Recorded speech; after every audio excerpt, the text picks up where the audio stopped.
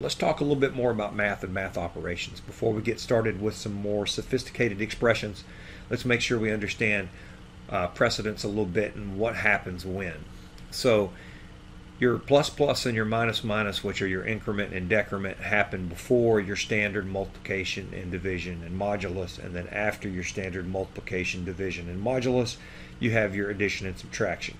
And then you have some combo math operator assignments where it's kind of combined into one process. So this isn't terribly important, but it's one of those things that you kind of want to familiarize yourself with as you go forward, because you're going to start to see a whole lot more symbols and operators as we go along throughout the process. So here we have assignment. We have int num equals 10. We've told variable 10 to store num. We print it out, we get a 10.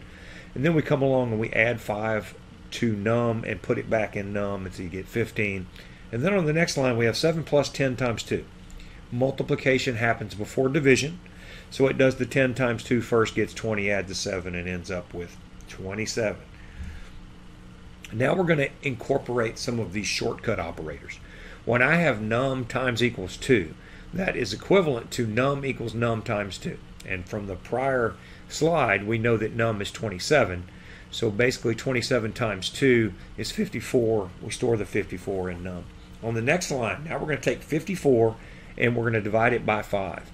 And we're dealing with integer division, meaning we're not going to have any decimals. So whenever we print out num would be 10. Okay, because 5 goes into 54 10 times, we're left with a remainder of 4, but we're not dealing with the remainder here in this example. And then on the next line we have num plus 4 divided by 2 minus 8. 4 divided by 2 is going to happen first, which would be 2. And then we take 8 away from 2, we end up with negative 6. And so 10 minus 6 is 4. And then on the last line we have several other combinations going on as well as parentheses. Parentheses happen first. So 9 divided by 2, integer division, is going to be 4. 4 plus 7 would give us 11, so we print that out, we get 11. Here we have shortcut operators. We set num back to 11, prints 11.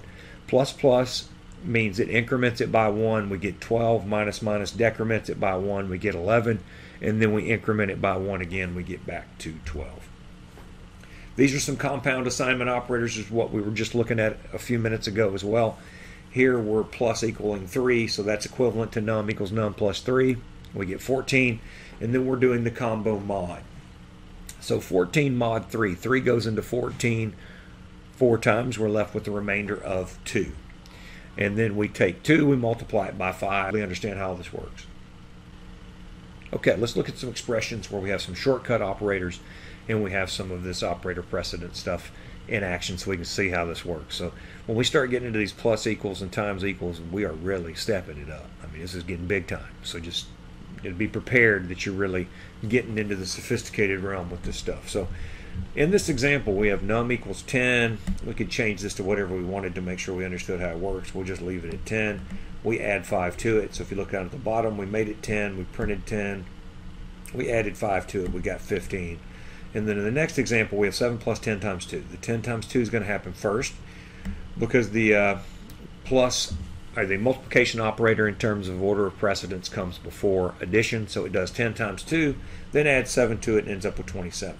On the next line, we have a shortcut operator where you're abbreviating this just a little bit. So this is the equivalent of num equals num times 2. Those two statements are equivalent in terms of what they do.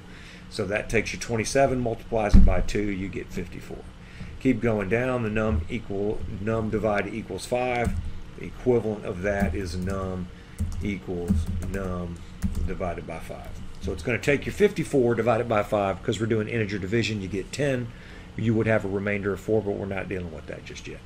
So we'll deal with that in a minute. So here we have some more combo expressions where the division on the 4 divided by 2 happens first. And then on the last line, because of the parentheses, the 4 plus 5 happens before the division. So 9 divided by 2 is 4. With integer division, you add 7 and you get 11. So looking pretty good. That covers quite a bit of information.